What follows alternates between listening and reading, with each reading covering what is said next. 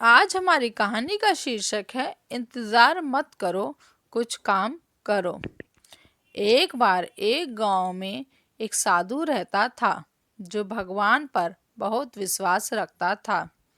वह एक बार साधु पेड़ के नीचे बैठा था और भगवान को याद कर रहा था।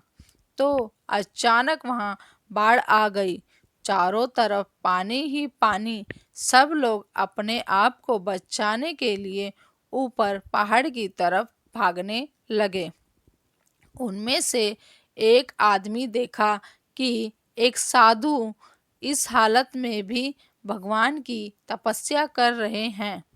वह सोचा कि यह अपने आप को बचाने के लिए कहीं जा क्यों नहीं रहे। तो उसे साधु से बोला, अरे आप कहीं जा क्यों नहीं रहे हो? आप भी मेरे साथ ऊपर पहाड़ की तरफ चलो, नहीं तो डूब जाओगे। साधु बोले, अरे हमें क्या होगा? मैं भगवान की इतनी तपस्या करता हूँ, मुझे कुछ नहीं हो सकता। मुझे भगवान अपने आप बचाएगा। धीरे धीरे पानी साधु की कमर तक आ गया। अब लोग वहां से नाव लेकर निकलने लगे। तो उनमें से एक ने साधु से कहा, अरे पानी आपकी कमर तक आ गया, आप हमारे साथ चलो। तो साधु ने कहा, नहीं नहीं, भगवान मुझे अपने आप बचाएगा। और वह नाव वाला भी वहां से निकल गया। कुछ देर बाद पानी इतना बढ़ गया कि साधु के सर तक पहुंच गया और अब लोगों को बचाने के लिए हेलीकॉप्टर निकलने लगे।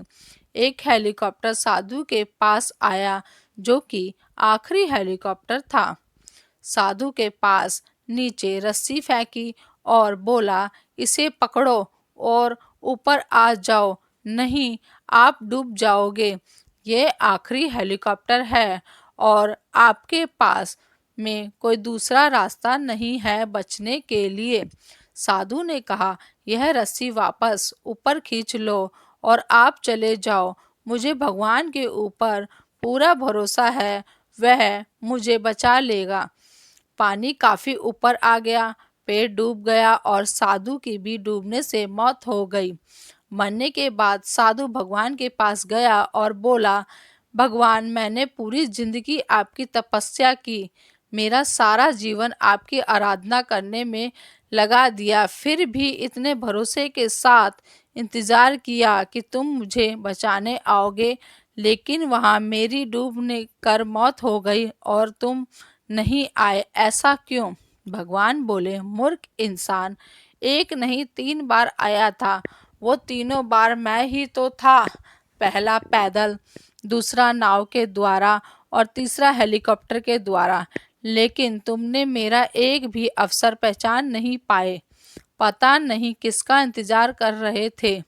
इस तरह से जिंदगी में हमें ऊपर वाला बहुत से मौके देता है रहता है, लेकिन हम सब उस मौके को ठुकराकर पता नहीं किस चीज का इंतजार कर रहे होते हैं कि वो होगा तभी मैं करूँगा, और इस बात पर अड़े रहने से एक वक्त के बाद वो मौका हाथ से निकल जाता है और हम कुछ नहीं कर पाते हैं।